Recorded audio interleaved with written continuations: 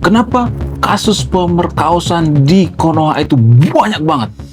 Di pesantren-pesantren di Konoha itu banyak banget kasus pemerkosaan. Kenapa bisa seperti itu? Apa alasannya? Alasan yang paling masuk akal itu karena santri atau santriwati di Konoha itu diajarkan bahwa nurut itu ibadah, dan kalau ngelawan guru itu adalah dosa besar.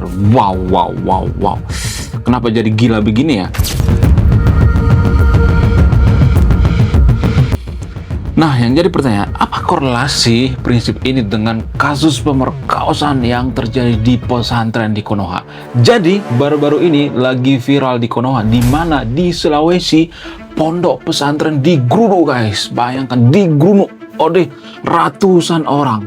Nah, Woi, woi, kacau, kacau, kacau, kacau, kacau.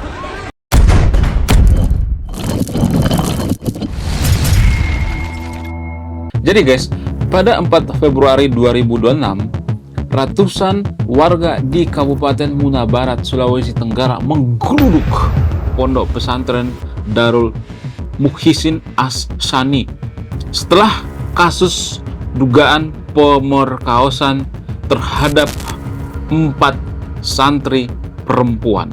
Bayangkan, 4 guys, bukan cuma 1-2 orang, tapi 4, woi. Nah, pada saat itu massa semakin marah lalu menggeruduk pondok pesantren. Ketika pondok pesantren digeruduk, pihak pesantren menelepon polisi, lalu pesantren itu dijaga oleh polisi. Saya juga nggak tahu ya kenapa polisi sebegitu cintanya dengan pondok pesantrennya. Tapi ya saya juga nggak larang ya kalau polisi melakukan seperti itu kan hak daripada polisi ya. Kemudian massa semakin ngamuk, semakin brutal ya, dengan merusak beberapa bagian daripada pondok pesantren. Bahkan ya, massa menerobos barisan pertahanan daripada polisi.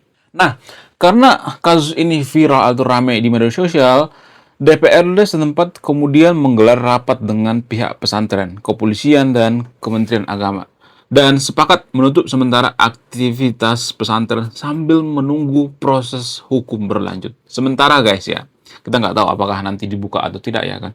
Jadi gini guys ya, jadi di Konoha itu kalau kita mengkritik pondok pesantren itu dianggap mengkritik agama. Padahal pondok pesantren itu bukan muncul daripada agama itu sendiri. Pondok pesantren itu kan produk budaya. Ini menurut data guys, bukan saya karang-karang sendiri. Pondok pesantren itu atau ponpes itu produk budaya, bukan produk daripada agama itu sendiri. Nah, yang jadi pertanyaan, kenapa bisa seperti itu? Apa alasannya? Kenapa hal-hal seperti ini sering terjadi di Konoha? Jadi, saya tidak menyalahkan, mohon maaf ya, saya tidak menyalahkan gurunya. Enggak, saya tidak terlalu menyalahkan gurunya. Yang saya salahkan itu adalah orang tuanya. Kenapa orang tua masih ada saja menyekolahkan anaknya ke pesantren-pesantren yang ya banyak kasus-kasus seperti ini? Kenapa? Kenapa orang tuanya, papanya, ibunya, kenapa mau gitu menyekolahkan? Emang mereka nggak punya TV? Ya, emang mereka nggak punya HP? Emang HP itu dipakai buat scroll-scroll TikTok doang gitu ya? Dipakai buat nonton drama Korea doang gitu ya? Dipakai untuk nonton video joget-joget nggak jelas? Beginilah kalau masyarakat kita itu nggak pernah yang namanya nonton video edukasi. Ya, nontonnya cuman ya video-video nggak jelas gitu ya. Giliran anaknya kasus seperti ini yang disalahin siapa? Oh, ini salah, pemerintah, oh salah itu segala macam. Padahal ya kita sudah punya HP. Cari dong informasi. Kalau mau masukkan anak kita ke pondok pesantren, cari informasinya gitu ya. Makanya saran saya buat pemerintah, setiap pondok pesantren itu harus ada di Google Map. Ya, supaya kita tahu berapa bintangnya. Mirip seperti misalnya toko ya. Jadi pondok pesantren juga harus seperti itu guys ya. Harus seperti toko ya. Jadi kita tahu berapa bintangnya gitu. Jadi kalau saya pribadi ya, saya misalnya nih beli sesuatu ke sebuah toko misalnya nih spare part mobil atau spare part motor misalnya.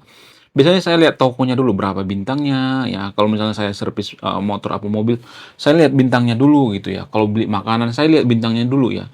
Jadi saran saya bagi yang nonton video ini ya, tolonglah ya, mari kita galakkan supaya pondok pesantren itu ada bintangnya gitu. Jadi kita tahu ya apakah gurunya bermasalah ya. Kalau bintangnya bintang 5, oh berarti aman gitu ya. Kalau misalnya bintangnya cuman bintang 3, bintang 2, oh berarti ada yang salah. Harusnya seperti itu guys ya. Ya, jadi kita memanfaatkan digitalisasi sekarang ini. Yang saya salahkan itu orang tuanya. Kenapa ibunya, papanya, atau siapapun itu ya, mereka tidak tahu informasi gitu. Padahal kan kasus-kasus seperti ini kan terus berlanjut, terus gila-gilaan ya.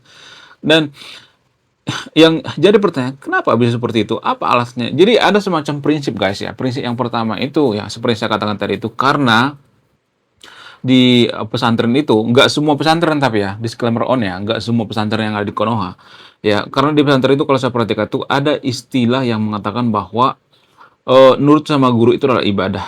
Saya juga nggak tahu kenapa nurut sama guru itu adalah ibadah. Jadi secara tidak langsung ya, guru itu sudah mematikan nalar siswa, sudah mematikan critical thinking siswa itu sendiri ya. Kecuali gurunya benar terus yang nggak jadi masalah. Sementara kan guru kan manusia, pasti ada hilaf, ada salah dan sebagainya. Jadi menurut saya pribadi ini sangat-sangat bermasalah sekali ya kalau misalnya prinsip semacam ini kita telan bulat-bulat. Nggak selamanya guru itu benar guys, nggak selamanya. Guru juga manusia. Lagian mohon maaf ya, mohon maaf bagi guru yang nonton video. Lagian zaman sekarang ini kalau saya perhatikan itu peran guru itu kalau saya perhatikan sudah berkurang karena adanya teknologi, ada ChatGPT, AI dan sebagainya, ya kan? Sudah berkurang sebenarnya, ya. Cuman kita aja nggak terlalu melek teknologi ya. Jadi jangan terlalu percaya banget terhadap guru ya. Zaman dulu guru itu dipercaya, zaman dulu banget ya. Karena apa? Karena guru itu ya nggak digaji ya. Zaman sekarang kan guru udah digaji. Artinya zaman dulu guru itu ya benar-benar mengabdi gitu ya. Zaman sekarang enggak. Udah jauh beda guys ya. Jadi jangan sekali-sekali mengatakan bahwa guru itu pahlawan tanda jasa. Mereka sudah dapat tunjangan kok sekarang, sudah PNS apa segala macam ya. Ya, jadi kalau misalnya banyak guru menuntut bahwa, mohon maaf ya, saya tidak memojokkan guru di sini ya. Guru yang saya maksud itu guru di Konoha. Kalau mereka misalnya menuntut ini dan itu ya jangan jadi guru, berhenti jadi guru ya. Karena nggak semua orang cocok jadi guru guys ya. Kalau nggak bisa menahan diri, maka jangan jadi guru. Kasihan murid-muridnya. Kemudian selain itu, apalagi alasan yang mempengaruhi? Karena santriwati ataupun santri itu kalau misalnya ini melawan ya, berarti itu dosa gitu ya. Jadi kalau kita melawan, walaupun misalnya yang kita lawan itu ada benernya juga, itu dianggap dosa guys. Dan ini ya kalau saya perhatikan itu ya bikin kita semakin bodoh ya, bikin kita semakin tolol gitu ya. Aduh, kacau ya. Kok ada ya orang seperti ini di Konoha? Kok ada guru ya yang seperti itu ya? Dan ini terus berlanjut ya, nggak ada selesainya masalah ini ya. Kemudian selain itu, kalau misalnya kasus seperti ini biasanya ya, nggak semuanya tapi ya, biasanya guru-guru di pondok pesantren akan mengatakan seperti ini ya. Jangan dibesar-besarin lah, ini kan aib ya. Kalau nanti ini dibesar-besarin maka ya semua orang akan memfitnah Islam. Padahal kan beda ya, Islam dengan pondok pesantren itu dua hal yang berbeda. Islam itu ya Islamnya, akhlaknya gitu ya. Kalau pondok pesantren kan beda ya. Pondok pesantren itu kan produk budaya. Cuman warga Konoha itu tidak bisa membedakan ini karena apa? Karena ya seringkali ya, mohon maaf ya, orang tua, bapak, murid itu seringkali mereka berpikir bahwa pondok pesantren itu sama seperti produk agama. Padahal itu bukan produk agama, itu produk budaya guys ya. Tapi kalau saya ngomong seperti nanti saya akan dikata-katain ateis apa segala macam. No, saya peduli sama murid gitu ya, sama siswa. Kalau misalnya sudah sama-sama dewasa ya, ini kan di bawah umur. Ini kejahatan yang sangat luar biasa guys. Kalau misalnya sama-sama dewasa, misalnya nih ya, umurnya sudah sama-sama 20 tahun atau 30 tahun, ya nggak jadi masalah. Orang sama-sama suka kok, nggak jadi masalah ya. Tapi kan ini kan masih di bawah umur guys, masih di bawah 17 tahun. Makanya saya marah banget ya. Saya bukan orang yang suci ya.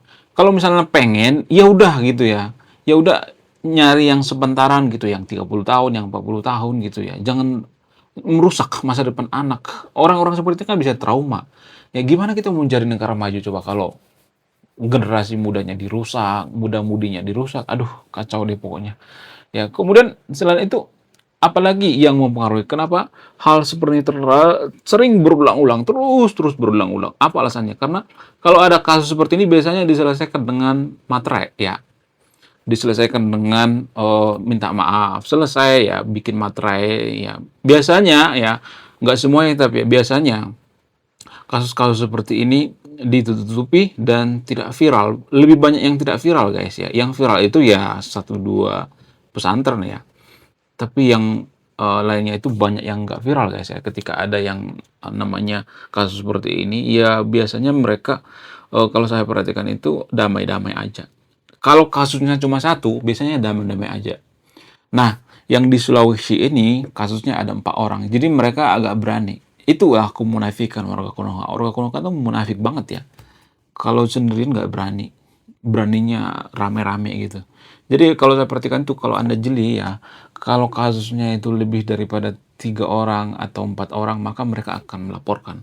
Tapi kalau cuma 1 orang, 2 orang, mereka akan takut. Karena apa? Karena diintimidasi guys. Ya, kemudian mereka dipaksa tanda tangan materai dan sebagainya. Aduh, kacau deh pokoknya. Kemudian selain itu apalagi alasannya?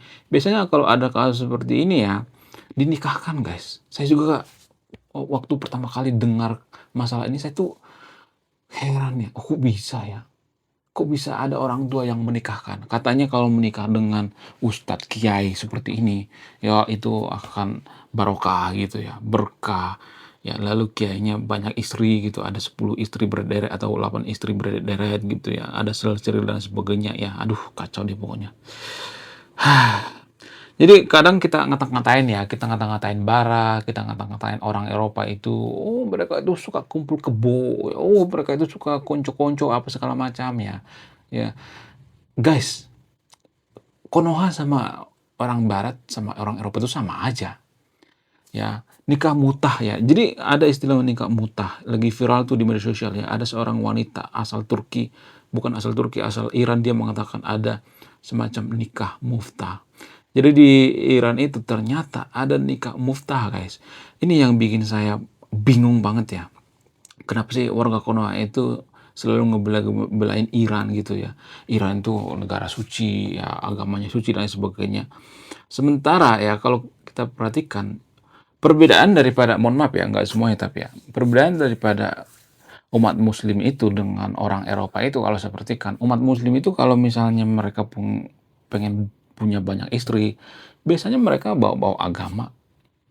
Ya, kalau misalnya pengen punya selir, biasanya mereka punya agama, bawa-bawa agama ya. Ya, nikah muftah itu gitu ya. Di Iran, di Konoha juga kayaknya ada tuh ya. Sama aja apa bedanya dengan orang Eropa ya kan? Orang Eropa itu nggak bawa-bawa agama. Orang Amerika itu nggak bawa-bawa agama. Sama aja sebenarnya. Ya kalau ya sakne ya sakne aja gitu. Jadi kita itu sebenarnya munafik gitu. Kita ngata-ngatain orang Eropa itu, oh, mereka itu oh kumpul kebo apa segala macamnya. Sama aja sebenarnya. Kita bawa-bawa agama, mereka nggak bawa-bawa agama gitu. Itu bedanya. Ya, saya juga bukan orang yang suci kok. Saya tidak mengatakan diri saya suci ya. Tapi ya setidaknya ya sama-sama yang ini dong, yang dewasa. Jangan di bawah umur gitu ya. Aduh, kacau deh pokoknya. Kenapa sih hal-hal seperti ini terus berulang gitu ya? Dan pemerintah ya menutup-tutupi gitu ya. Mereka kan bawa-bawa agama. Kecuali misalnya nggak bawa-bawa agama, nggak jadi masalah. Ini kan bawa-bawa agama. Pondok pesantren itu kan bawa-bawa agama, bawa-bawa nama-nama yang suci. Nah, yang jadi pertanyaan, apakah hal ini akan bikin orang semakin skeptis terhadap agama, semakin tidak peduli dengan agama? Menurut keyakinan saya, iya. Saya tuh punya temen ya, cewek, ya bukan pacar ya, temen biasa aja.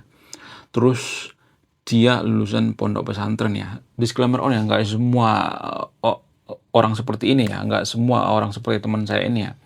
Nah dia tuh, mohon maaf ya, dia kan cewek ya, tapi dia ngerokok. Terus saya tuh pernah nanya, lu kenapa ngerokok? Lalu dia cerita panjang lebar bla bla bla. Kemudian dia kawin cerai gitu ya. Saya tidak menyebutkan sukunya di sini ya, tapi ya begitulah ya. Jadi dia kawin cerai, suka ngerokok, kemudian suka clubbing dan sebagainya ya. Lalu saya nanya gitu ya, kenapa bisa seperti itu ya? Saya korek-korek backgroundnya. Ternyata dulu dia sekolah di pondok pesantren. Nggak semuanya seperti ini ya, disclaimer on ya. Nah di pondok pesantren itu katanya dia pernah digituin sama gurunya. Ya pernah, ya begitulah ya. Main begitu-begituan sama gurunya. Nah semenjak saat itu dia nggak percaya agama, walaupun dia ngebunglon gitu ya. walaupun dia nggak menunjukkan bahwa dia nggak percaya agama, dia ya namanya munafik ya kan, ya di depan orang tuanya dia seperti orang beragama. Dia nggak pernah cerita sama orang tuanya, ya karena diselesaikan di atas materai gitu ya. Iya sesama-sama di pesantren itu diselesaikan. Kemudian eh, hidupnya hancur, kawin cerai, padahal cakep loh orangnya. Ya, dia nggak peduli dengan agama, ya, dia nggak percaya lagi dengan agama. Ya, bahkan dia ateis, ngebunglon ya. Bukan berarti saya nyuruh yang nonton video untuk ateis ya. Disclaimer ya, saya tidak ada mens rea di sini ya. Saya nggak ada niat jahat ya. Tapi ini untuk pelajaran buat kita semua, biar tidak ada terjadi hal-hal seperti ini ya, kasus-kasus seperti ini ya. Menurut kalian gimana? Coba tulis di komentar ya. Oke, sekian video ini. Terima kasih sudah menyimak memahami. Saya kaum intelektual, salam rasional.